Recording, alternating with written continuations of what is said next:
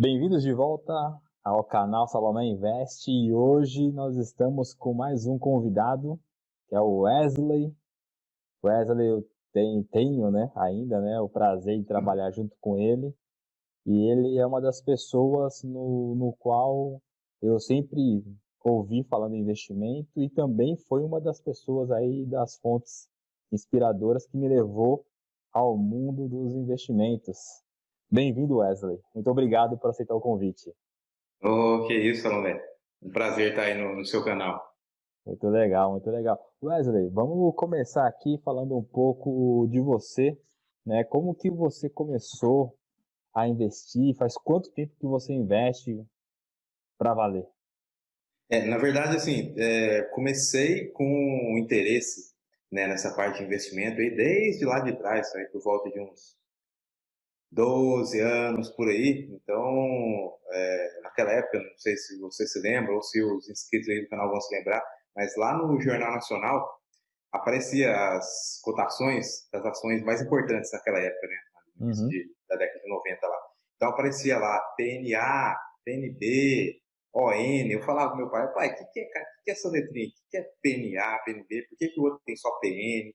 E aí meu pai foi me explicando e eu comecei a ter interesse nisso, né? Aham.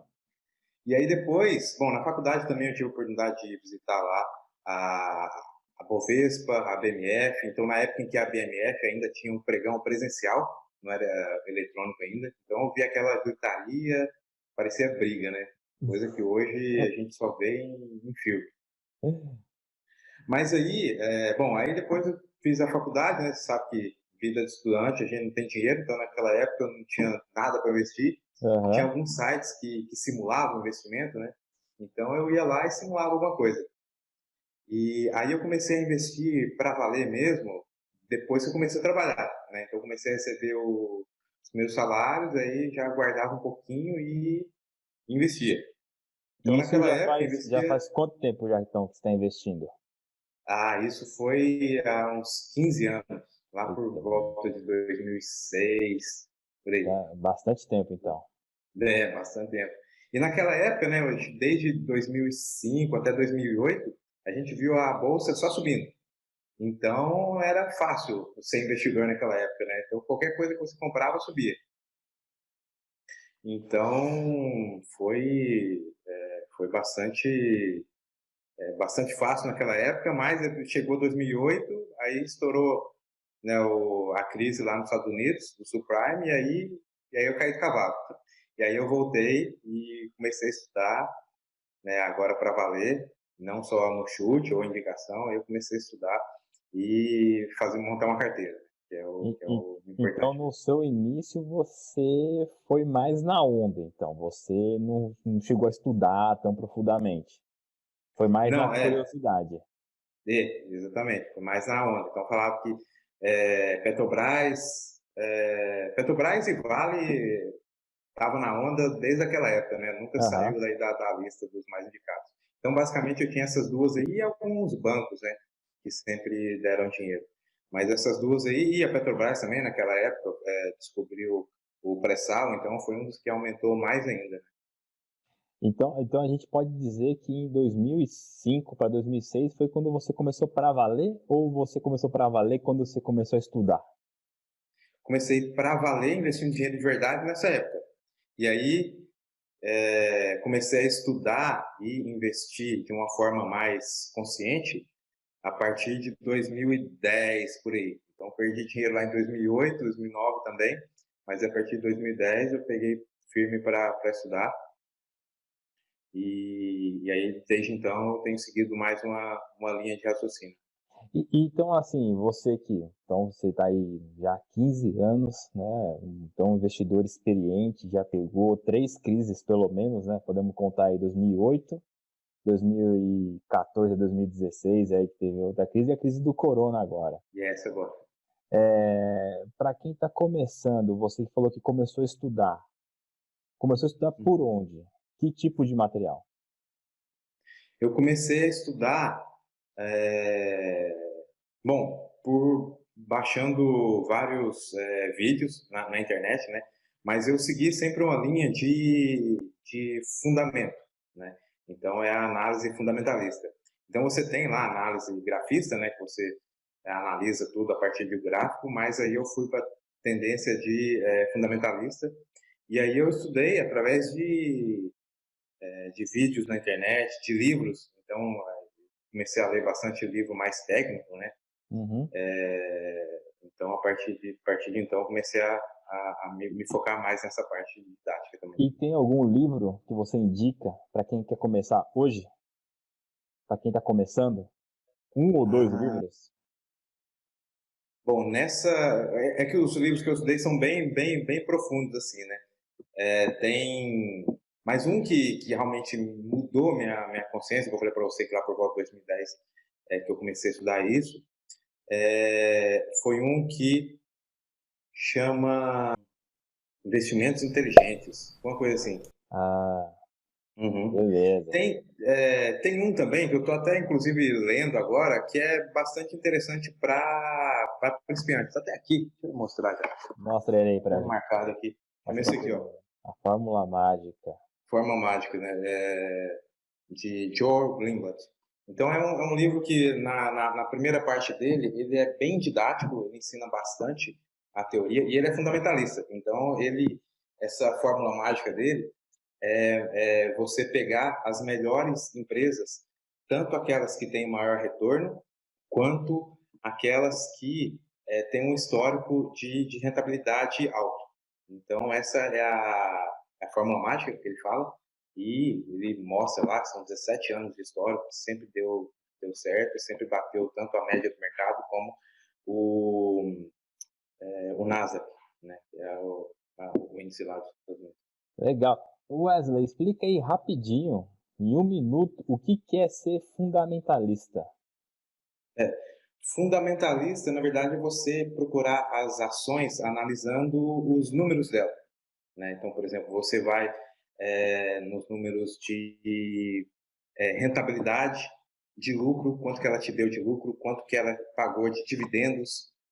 Então, analisar, então, todas as empresas, né, que estão na Bolsa, a cada 3 meses tem que lançar todos esses números, né, e vários outros, né, tem que lançar todo o balanço ao público, né, em geral. Então, você vai lá na B3 e tem todos esses números. Então, investir nisso é você analisar todos esses números, ver se a empresa tem dívida, ver se ela está dando lucro, se não está, quanto de lucro que ela está dando, quanto de retorno, e tudo isso está livre. Você pode acessar e analisar, comparar uma empresa com a outra, comparar mercados diferentes, né, áreas diferentes, setores diferentes, enfim, e escolher as Me ações. diz uma coisa, e qual que é as vantagens de ser fundamentalista e as desvantagens de ser fundamentalista? Eu entendo que a vantagem de ser fundamentalista é que é aquilo, né? A empresa tem um resultado, é claro, né? Se não tiver Nenhum nenhum erro, coronavírus. é, não, eu digo que se não tiver nenhum erro nos balanços, né? A gente viu que lá em 2008, né? Várias empresas lá forjavam, né? Os números lá dos balanços, mas enfim, a empresa é aquilo que está nos números e o número não mente, né? Se tiver certo, é claro. Então, você sabe que aquela empresa dá um certo lucro e consegue analisar essa empresa, né? E já ao contrário do, do grafista, né? Que o grafista, na verdade, eles dizem que o gráfico, na verdade, representa o valor da empresa, né? Que se o valor da empresa está alto, é porque realmente vale aquilo. Está baixo, realmente vale aquilo. Então, eu digo assim que uma desvantagem do fundamentalista é o curto prazo, né? Então, no curto prazo, você não consegue fazer muitas movimentações, né? Já no grafista, aí você já tem essa vantagem. Inclusive, você pode trabalhar até no day trade. Mas fazer day trade no fundamentalista não tem como, né? Não faz Naquilo sentido. lá, a empresa tem aquelas informações, né, a cada 3 meses, sei lá, esporadicamente, no meio aí aparece alguma informação, mas não dá. Então a desvantagem é essa, você não pode trabalhar no curto prazo. Então, para quem é fundamentalista, então day trade não faz sentido nenhum, certo? Não, não. Então, se o cara virar e falar assim, pô, eu sou day trader e fundamentalista, o cara é charlatão, loroteiro, golpista. Não, não tem jeito. Não tem jeito. Manda o cara sair andando, sai andando que você é um vacilão, é isso? É, só se tiver uma bola de cristal, né? Entendi. Doutor Wesley, me diz uma coisa. Nesses 15 anos de investimento, você estuda, né? Estuda muito. Qual foi o seu maior acerto nesse período? O maior acerto foi. Bom, tiveram alguns IPOs que eu acreditei que ia bombar e realmente bombou, né? Então, acho que o IPO, para quem está entrando agora, então é uma boa você analisar, né?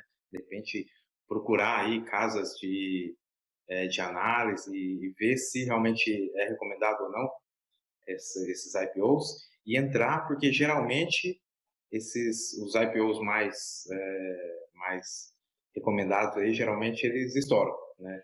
Em questão de uma semana bate 10, 20%, então é algo aí que dá muito dinheiro. Então acho que o meu maior acerto foi entrar em alguns IPOs aí vencedores. E aí eu te pergunto, você entrou no IPO da Reddor?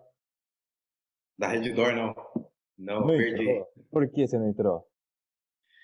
Porque eu tava com outros compromissos aí com o dinheiro que tinha sobrado. Então tem essa, né? Tem essa questão. Às vezes a oportunidade aparece, mas você não tem o dinheiro ali suficiente. Mas eu entrei no IPO da Pets, então já rendeu quase 30% aí em poucos meses. Da Track and Field também acho que foi 20%. Então são alguns aí que também E, recentemente e- entrei e e deu. uma pergunta que muita gente faz é o seguinte: quando entra em IPO, que é um IPO vencedor, como você falou, você entra no IPO e ele rende aí 20, 30, 40%. Você vendo aí que é uma empresa sólida, você chega a realizar o lucro ou você chega a vender tudo, você fica com ela, se acompanha? Qual que é o seu método? Eu acompanho, né? Então, por exemplo, né, esse da Pets. Então, ela subiu muito, né? Subiu até um nível em que os números indicavam que ela estava com um preço muito alto, né? Então, pode ser que ela suba ainda mais, mas os números estão muito esticados para o meu conceito, né? Então, por causa disso, aí de novo, né? Então, seguindo a linha fundamentalista, aí eu saí. Então foi o momento de sair. Ah, Achei mas que você ela saiu estava cem muito cara. por cento, vendeu tudo. Vendi tudo, vendi tudo. Legal. Muito bom. Mas Então, nem. é importante lembrar que Ah, essa não é indicação, né? não é Mas foi o que eu indicação. fiz. Não é Sim, indicação, sim. exatamente. Porque essa troca de experiência, né? Que fique muito Aham. claro. E me diz uma coisa, nem tudo são flores, certo? Então, o mercado de Sim. ações tem seus riscos. Eu acho que Uhum. muita gente entra no mercado de ação achando que vai ficar milionário da noite para o dia, do dia para a noite, e só vendo vídeo de YouTube ou dica de amigo, ou esses relatórios que ficam circulando pela internet. Mas a gente sabe que tem muita gente que Uhum. quebra a cara feio. Diz aí pra gente aí quais foram os seus maiores erros e por quê. Um erro grande aí foi day trade. Então, você Day até trade, comentou em muitos seus vídeos aí também, né? day trade é foda. Então, eu fui me aventurar em day trade, e pior ainda, eu fui me aventurar no day trade operando com robô. Nossa, Então, então bom, como a gente trabalha, né, no horário comercial e é nesse período aí em que a bolsa funciona, então eu comecei a estudar também, né, o day trade aí, como funcionavam os robôs, né? Então tem lá a plataforma MetaTrader e tal, tem alguns robôs de graça, outros são pagos, e você consegue fazer um backtest, né? Você seta lá o robô com algumas estratégias e tal, eu fiz sei lá, uns testes com algumas estratégias, vi lá que uma seria boa, valeria a pena, e aí fiz mais testes, e eu falei, não, agora tá bom, vou colocar em ambiente real, vamos ver como é que tá. Aí no começo comecei ganhando, então realmente você começa a brilhar os olhos, sabe? Coisa de ganhar mais de R$ 1.000 em uma operação só. Ô, louco, aí sim. Mas comecei ganhando por quase um mês aí, ganhei, mas aí no restante do mês eu ganhei tudo que tinha, perdi, aliás, tudo que eu tinha ganhado naquele mês e mais um pouco. Essa é a história, essa foi a minha história, foi essa história, é a história de muita gente aí que trabalha dentro do day trade. Você tem um período de ganho, mas Sim. assim, se você ganha em 30 dias, você perde em 3 dias, cara, sabe? É. É a coisa de louco, absurdo. É, E aí você tem que ter em mente que, na verdade, aquilo ali é uma coisa que você tem que respeitar, né? Então, perdeu, e o que eu fazia, né? O robô, na verdade, no robô, você seta lá um dos parâmetros que é o prejuízo máximo que você quer ter em um determinado dia. Então, sei lá, se teve prejuízo de R$ 100, o robô fecha sua posição e não opera mais o resto do dia. Mas é aquela sede, não, mas ele parou, estopou ali nos R$ 100, mas depois subiu tudo de novo. Não, eu vou entrar manualmente, vou fazer a operação manualmente agora. Aí eu perdia mais 200, sabe? Então, na verdade, sei. é aquela coisa, né? Você tem que manter aquela estratégia e seguir. E também tem a questão de que eu usei robôs de graça, né? Então, você pega instituições, bancos, corretoras aí, que tem robôs muito mais sofisticados, então é muito difícil, né, um investidor leigo entre aspas, né, Com robô mas que tem um gratuito, robôzinho de graça ali, né, querer bater um banco. é Então difícil. é difícil. Então esse aí foi um grande erro aí que bom, se eu entrar um dia, eu vou querer estudar bastante, estudar a fundo aí as estratégias do robô, de repente eu mesmo fazer o meu próprio robô, com a minha estratégia do que usar um robô qualquer de graça. Bacana, bacana. Bom, Wesley, legal. Então são 15 anos de experiência, você é um cara aí que vivenciou bastante coisa e então você já tem um conceito montado aí de como montar uma carteira. Você poderia compartilhar com a gente como que é a sua carteira hoje, como que ela está dividida, quanto tem ações, fundos imobiliários, renda fixa, quanto você guarda debaixo do colchão, como é que é? Qual que é a estratégia que você usa para montar sua carteira hoje? Sim, eu fiz um gráfico aqui, vou mostrar aqui, vou dividir minha tela, tá? Beleza, legal, legal. Então, estamos vendo. Isso. Então aqui, hoje minha carteira está dividida, hoje, né, falando aí de Selic a 2%, minha Uhum, carteira está dividida da seguinte forma, né? Renda fixa aqui, hoje eu coloco 15%, né? Ainda coloco alguma coisa aqui em renda fixa, porque é o dinheiro da emergência, sim, né? sim. Então, eu coloco em investimentos aí mais seguros. Então, outro ponto importante. Você não começar a investir em outras coisas, né? Renda variável, internacional, enfim, se você ainda não formou uma reserva de emergência, né? Por quê? Sim. Porque na hora que você precisar desse dinheiro, pode estar em uma ação, se você vender, você pode estar vendendo isso em um momento de baixa, então você vai perder dinheiro. Então, bom, tenho aqui hoje aqui, né, 15% aqui em renda fixa, E, e mais ou tem, menos aí. e tem alguma renda Sim. fixa que você coloca hoje ou você vai... Basicamente é tesouro direto, Legal. né? Então que é o mais conhecido aí, mais fácil acesso. Então acho que é bem fácil investir. Em ações, né? E aqui dentro de ações eu tento aí diversificar em setores, né? Eu pego. Depois eu vou mostrar para vocês ali um conceito assim de mais profundo aí de diversificação, mas eu tento colocar em setores diferentes, em coisas cíclicas, não cíclicas, enfim, para que quando um setor caia, né? O outro pode não cair, né? Tem os dois tipos aí de risco, né? Você tem o risco, aquele risco não sistemático, né? Que, por exemplo, pode ter uma crise só nas empresas de energia. Então, se você tem só empresa de energia, então toda a sua carteira vai cair. Mas se você balanceia, né? Tem energia, banco, mineração, enfim, aí se um cai, você ainda tem os outros para segurar. Aí Bacana. o risco sistemático já é igual a gente está tendo agora, né? Do coronavírus. É sistemático, né? Ele impacta todo o sistema, então todo mundo cai. Aí desse aí não tem como você fugir muito.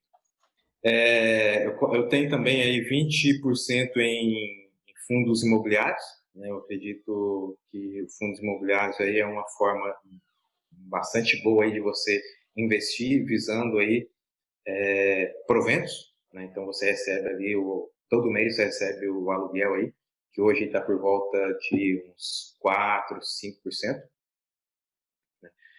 Aqui apareceu fundos, mas é fundos multimercados. Por quê? Né? Uma parcela eu deixo realmente para os investidores profissionais, né? Então eu coloco alguma coisa aqui em alguns fundos que para mim ainda é difícil colocar, porque muitos fundos têm acesso a ações ou a tipos de investimento que o investidor comum não tem, né? Então tem várias empresas que abrem o capital, mas não para toda, né, Para para ralé. investidores normais. Não abre para Isso. ralé. Não é para ralé, é para investidor ali top, não é nem o investidor qualificado, é acima disso, É né? É para um quem investidor tem bala institucional. na agulha mesmo. É para quem tá ali Barra na agulha pra mesmo. pancadaria, né? Né?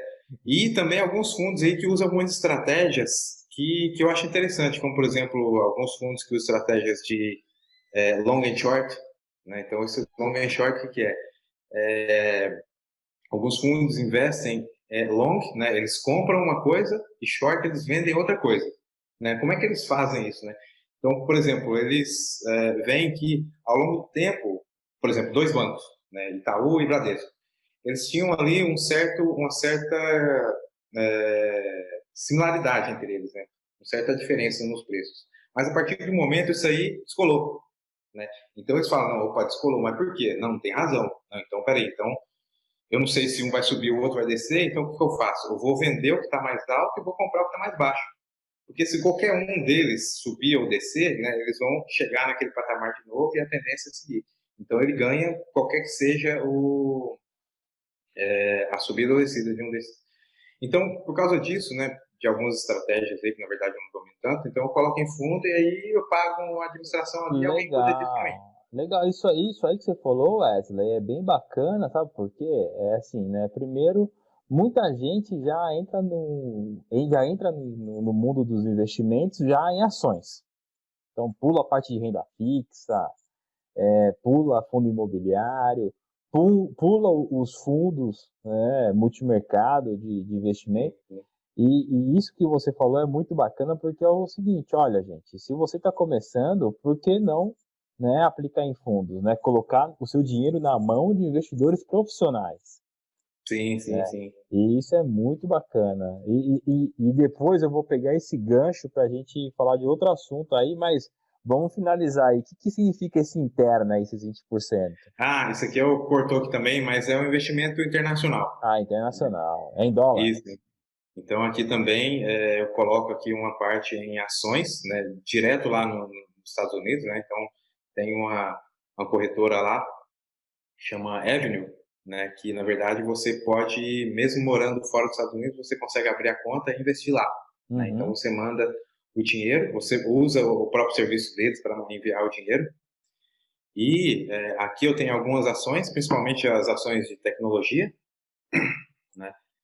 E alguns REITs, né? O que são esses REITs? São os fundos imobiliários de lá, dos Estados Unidos, né? Que também pagam os dividendos, não exatamente por mês, né? Que lá tem uma regra diferente, mas pagam dividendos em dólares. Isso é interessante. Legal. E você investe em BDR? BDR, atualmente não. O único que eu tenho, assim, na verdade não é muito BDR, é o IVV, IVVB11, né? Que na verdade ele segue é um É um ETF. É uma ETF. É um ETF lá da Bolsa, né? Dos Estados Unidos. Bacana, bacana. E, E doutor... aí, só fazendo um parênteses, né? De como que era a carteira no passado. Na verdade, no passado ali, a Selic 6%, então eu tinha muito mais em renda fixa, né? E menos, né, proporcionalmente aí nos outros tipos de investimento aqui. Por que eu mudei tanto? Né? Se eu for ver, reduzir quase um terço. Porque hoje, a Selic a 2%, né, a inflação está quase batendo isso. Então, não faz muito sentido você deixar o dinheiro ali, né, como forma de investimento. É claro, como eu comentei ali, é legal você deixar alguma coisa para resgate fácil, né, na hora de emergência. Porque hoje você tem algumas ações que pagam dividendo, então só o dividendo de algumas empresas já é maior que 2%. Então você tem o ganho, né, da valorização dessa empresa e mais o que essa empresa está pagando de dividendo, que às vezes chega a 6%, 8%, né, que é 4 vezes a mais do que a taxa Selic. Aí eu fico imaginando quando a Selic lá atrás, nas crises passadas, chegou a bater 42%. Era a festa do caqui, então, né? Não tinha por que investir em ação, era só renda fixa e deixa torados aí. Aí você tinha que procurar aquelas ações que realmente valia a pena para bater os 40%. Porque conforme for, nem valia a pena, então, correr o risco de investir em ações. Era mais fácil você colocar em renda fixa. Mas também tinha uma inflação alta, né? Então tem que lembrar isso. Tem que colocar na balança, bacana. É. Mr. Wesley, fiquei sabendo, né, que o senhor foi aprovado aí na Viancord para... Agora você é agente autônomo de investimento, é isso mesmo? Sim, sim, sim. Aí como eu comentei para você, né, a gente... Eu posso mostrar só uma coisa aqui? Pode. É o seguinte, dando continuidade aqui, eu queria só mostrar uma coisa que eu comentei aqui sobre a diversificação. Ah, sim, vamos lá. Então, mudando para cá, para essa parte de diversificação, né? Por que eu acho que é muito importante a gente diversificar? Eu coloquei aqui, de uma forma bem simples, diversificação em dois tipos diferentes de investimento, né? Um em dólar e um ETF aí que representa toda o Ibovespa. Qual que é a vantagem de você diversificar? É justamente aquilo que eu comentei lá na carteira de ações. Na verdade, quando uma coisa vai mal, você tem outra para contrabalancear. Uhum. Então, uma coisa importante quando você faz quando você monta a carteira, é você procurar balancear em investimentos que, se um cair, o outro possa ou subir ou, de repente, se manter na mesma. Sim. Que eles chamam de correlação, né, entre eles, correlação negativa, né? Um sobe, outro desce. Então, eu coloquei aqui, basicamente, só para dar um exemplo, né, o dólar e o índice Bovespa. Se eu tivesse investido lá no começo do ano, né, um valor aí de R$500 em cada um desses, né? Aqui está a cotação do dólar e o valor do Bova 11. Então, eu coloquei lá 500, né, 1.000 no total da minha carteira. E aí, quanto que eu teria lá no auge da crise? No fundo do poço. No fundo do poço. Então, o dólar aumentou bastante, né? Então, aumentou 27%. Eu teria aí 638. Enquanto que o Bova 11 caiu quase metade. Né? Mas, apesar disso, né, caiu quase metade, mas apesar disso, a minha carteira não caiu 10%. Né?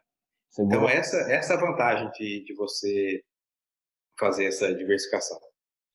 E aí, se eu colocar aqui agora, né, recentemente, na véspera do Natal, aí, aquele mesmo valor lá de 500, quanto que foi? Né? Então, o do dólar passou aí para 648, o Bova não recuperou totalmente, né? Quase recuperou totalmente, mas se você fizesse isso, você teria um ganho aí ainda de 14%. 14%. Apesar de tudo isso. Uma coisa interessante. Enquanto que no Bova você mal recuperou, você teve um retorno de 14% nesse caso. Uma coisa interessante que eu vi eu não vou lembrar o nome de uma professora de economia da USP, que ela deu um exemplo muito simples, né? Que o pessoal acaba pecando na matemática. Se você tem 100 e desvaloriza 30, o seu valor cai para 70, certo?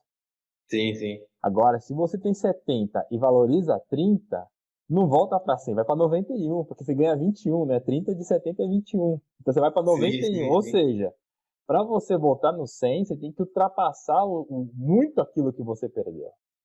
Sim, sim, sim. Você ter uma carteira diversificada e com uma correlação negativa, como você falou, você acabou de mostrar aí, ó, né, um exemplo prático, simples, que é muito Sim, importante. sim. E eu te garanto, muita gente aí que vai ver esse vídeo, que está começando ou já começou, não tem essa noção. Não. E aí eu digo mais uma coisa para complementar isso aqui. É o rebalanceamento. Então eu fiz mais um exemplo aqui, porque assim, na verdade, ao longo do tempo, né, como eu comentei lá, né, eu tenho 25% em ações, 20% em FII, mas ao longo do tempo, um vai aumentando, outro vai subindo, subindo, diminuindo, enfim. Então, aquele 25 e 20, ele vai saindo e se você deixar, ele vai lá para 30 ou vai para 10, enfim. Então, é interessante você fazer um rebalanceamento, né? A cada tanto tempo, você ir lá ver, não, esse aqui subiu mais que 20%, né? Então, vamos trazer ele de volta para 20%, respeitar aquela estratégia. E outro, não, caiu bastante, não, vamos colocar lá de novo. E até um ponto importante, às vezes parece até meio contrassenso, né? Falar, não, sei lá, essa ação aqui caiu, então eu vou lá e coloco mais dinheiro nela. Pô, se está caindo, então você tem que tirar dinheiro de lá. Mas não, se Abandona. você colocar dinheiro enquanto ela está caindo, você tem grande chance de comprar na baixa, né? Sim. E quando isso subir, você ganha muito mais. Então aqui eu coloquei outro exemplo que é mais ou menos isso, né? Então vamos lá de novo nesse exemplo aqui, né? Usando os mesmos dólar e BOVA 11. Então lá no início do ano, né, eu tinha 500 e 500 aqui. Sim. E aí lá no fundo do poço, né? Então eu tinha lá 668 e 267. Só que aí nesse momento eu falo, não, vamos rebalancear de novo. Eu tô com muita coisa em dólar, pouca coisa em bolsa. Então é aquele contrassenso que eu falei, não, minha bolsa está caindo, será que eu vou colocar mais dinheiro nele? Se você seguir a estratégia, você põe. Então você tinha lá 906. Então o que eu vou fazer? Né, colocar metade em cada um de novo. Então aqui está essa nova estratégia, né? Então eu coloco metade, né? 453, então eu vendo um pouco do dólar, né? E coloco aqui no BOVA 11, No Bova de modo 11. que eu fique com os dois iguais, né? Então eu fico com um pouco menos de dólar aqui, só que com um pouco mais de ações do BOVA 11 aqui. E aí, ó que interessante. Então, aqui na véspera do Natal, que a gente comentou lá que tinha 1.114, se eu mantivesse essa estratégia, né, desse rebalanceamento que eu fiz aqui, quanto que eu teria? Eu teria 1.432, Ou ou seja, seja, um lucro aí de 43%. 40%. Por quê? Porque o dólar, na verdade, ele subiu pouco depois do meu rebalanceamento. Uhum. Só que como eu fiz a alocação, eu comprei lá no fundo do poço, né? Então, isso aqui subiu muito. Então, foi onde eu tive o ganho. É claro, aqui eu coloquei exatamente lá no fundo do poço, né? Onde realmente não dava para comprar mais barato do que aquilo. Sim. Mas se você pegar isso aí ao longo do tempo, então você sempre vai ter um ganho maior do que se você não fizer esse rebalanceamento. Eu acho que a grande lição aqui, né, Wesley, que você está mostrando para a gente, primeiro é o seguinte: você tem que ter uma noção do mercado em si, né? Então, você acabou de mostrar aí uma correlação negativa que aconteceu em 2020 entre dólar e o índice Bovespa, certo?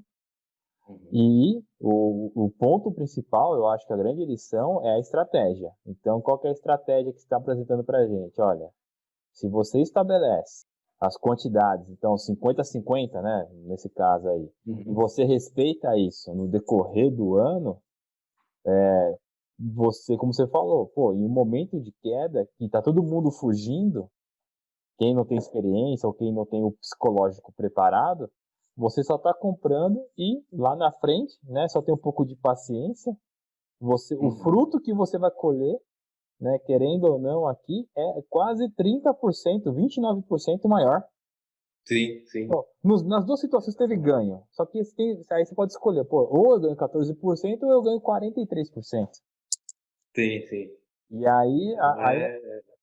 E isso pode ser bem significativo dependendo do montante que você investe, né? A gente está falando aqui de R$ 1.000, mas se for 10 mil, 100 mil, 1 milhão, querendo ou não, pô, isso aí muda bastante. Sim, sim. Então são essas duas recomendações bastante importantes aí, né? A diversificação e se manter fiel à sua estratégia, né? Então, Wesley, pô, você me mostrou isso, pô, é uma coisa muito bacana, muito didática. Professor Wesley. A partir de agora é o professor Wesley. Opa! E eu, né, como eu já tinha comentado, você agora está certificado pela Ancor para. Agora você é agente autônomo de investimento. Me diz aí o que te levou a seguir, né, nessa direção, né? Uhum. E agora eu fiquei curioso. O agente autônomo de investimento, ele faz isso? Ele mostra esse caminho para o seu cliente, para o seu assistido? Olha, vamos montar essa estratégia, vamos dividir assim. Como é que é? Conta pra gente aí. Na, na verdade, bom, como eu falei, eu sempre gostei de estudar essa parte, né? Então, foi mais uma coisa assim, de fazer a prova para testar o meu próprio conhecimento, né? Então, eu vi lá o que caía, falei, não, eu vou estudar para essa prova, vou passar, né? Então, é igual quando você faz uma inscrição para uma corrida, então, fez a inscrição, é o seu compromisso para treinar. Então, foi mais ou menos isso, né? Eu me cadastrei lá para fazer a prova e a partir disso, estudei até passar. Bom, o que faz o agente autônomo, né? Ele vende produtos do mercado financeiro, né? Para quem quer investir, enfim. Como eu tenho, né, eu gosto dessa área, então eu pretendo um dia, nem que for, né, depois que eu aposentar, trabalhar nessa área, né? Então por isso que eu já fiz a prova para ser um assessor. Só que o assessor, então, ele vende os produtos de um determinado corretor, né? E ele pode indicar os produtos, mas na verdade ele pode só expor esses produtos, né? Acho que nem indicar ele pode. Então ele pode expor os produtos para os clientes, né? Mas para você explicar todo o conceito que está por trás daquele produto, como por exemplo, como a gente comentou de fundos multimercados, né, long and short, long buys, enfim, as várias estratégias, então você tem que conhecer profundamente como aquilo funciona para poder explicar para o seu cliente, né? Porque você vai vender uma coisa, ele pergunta como funciona, fala que não sabe, então ele não vai colocar muita fé, né? Mas tem outras certificações aí, como por exemplo o CER, né, que é um certificado de especialista, né? Então esse aí não, esse aí você já pode, né, você já está apto pela CVM a dar consultoria para os seus clientes. Então, nesse caso, você pode indicar o produto, falando, esse fundo aqui é melhor que aquele, essa ação aqui é melhor que aquela. Mas, Então, essa aí é mas, outra mas certificação isso que aí está na é mira. já pro pessoal mais elitizado, né? Pra nós aqui, os plebeus aqui do Baixo Clero. Ou não, ou tô enganado. Não, pode sim, por exemplo, é, só um exemplo, né? Você vai lá no Bradesco, né? Hum. Chega lá para a sua gerente e fala, ó, eu quero investir meu dinheiro, me recomenda os produtos aí. Ela, né, provavelmente, a sua gerente não tem uma certificação certa. Então ela não pode recomendar, embora teoricamente aí eles recomendam muita coisa, né? Mas aí o que essa gerente tem que fazer? Ela chama o especialista do banco, né? Então todo banco tem alguns especialistas para atender uma certa quantidade aí de outras agências. Então ela chama essa pessoa e fala, não, o Salomé quer montar uma carteira, ajude ele lá.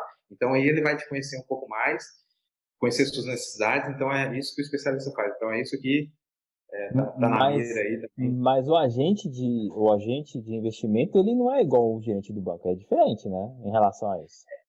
É Ele, diferente. ele, ele é mais especializado, não é? Na verdade, o gerente do banco lá, geralmente, ele tem a certificação que chama CPA 10 ou CPA 20, né? O 10 é plebeu, igual a gente, e o CPA 20 é lá para os brancos Prime, Personalité, aqueles top lá. Então, mesmo esses CPA 10 e 20, eles não podem vender produtos assim como o agente autônomo vende, né? O agente autônomo, na verdade, como o próprio nome diz, ele é autônomo, né? Então, ele se filia a uma corretora e ele vende todos os produtos daquela corretora, né? É um pouco diferente da agência que já mexe com a conta corrente, com várias outras coisas. Mas mas acho que é importante, né? Que nem, pô, você agora é agente autônomo, com o conhecimento que você tem, e o pessoal assistindo esse vídeo, com certeza algumas pessoas vão começar a te procurar, porque, pô, o dinheiro que a gente ganha é suado, Sim, sim. é batalhado. Então, quando eu quero investir, eu quero o aconselhamento de alguém experiente. Sim, sim. Então, eu acho que isso é bem importante. Então, assim, uma coisa que é legal também para quem está começando a investir, seja na XP, BTG, qualquer Uhum. banco aí que ofereça aí Safra, que ofereça o serviço aí de agente autônomo de investimento, é ver o nível de conhecimento do agente, certo? Sim, sim, sim. Então, na verdade, o agente ele tem que ter um conhecimento bom, né, para poder explicar os produtos para o cliente. Só que o agente ele tem que ser muito forte em venda. Então, o agente, ele, por exemplo, o agente autônomo da XP, ele vai ligar para o Salomé, né, que é cliente lá do BTG, vai falar: ó, Salomé, vem aqui para a XP, porque aqui eu posso te dar isso, tem alguns fundos que não tem lá e tal. Então, na verdade, o agente autônomo ele tem que casar essas duas partes, né? Ele tem que ter um bom relacionamento, né, para poder ter contato com essas pessoas e vender a corretora dele, né? Hoje em dia, o agente autônomo ele pode trabalhar só em uma corretora, tá? Diferente de outros países que eu como agente autônomo abro um escritório e consigo vender fundos do BTG, consigo vender alguns fundos da XP, enfim. Hoje não. Então, na verdade, nesse ponto, o agente autônomo tem essa tarefa a mais, que é trazer o cliente de outro banco para o seu banco e depois disso trabalhar a carteira dele. Mas então assim, a estratégia do dinheiro, né, como o dinheiro vai ser investido, isso cabe ao cliente. O agente, ele só vai apresentar os produtos conforme o cliente for solicitando, certo? Isso.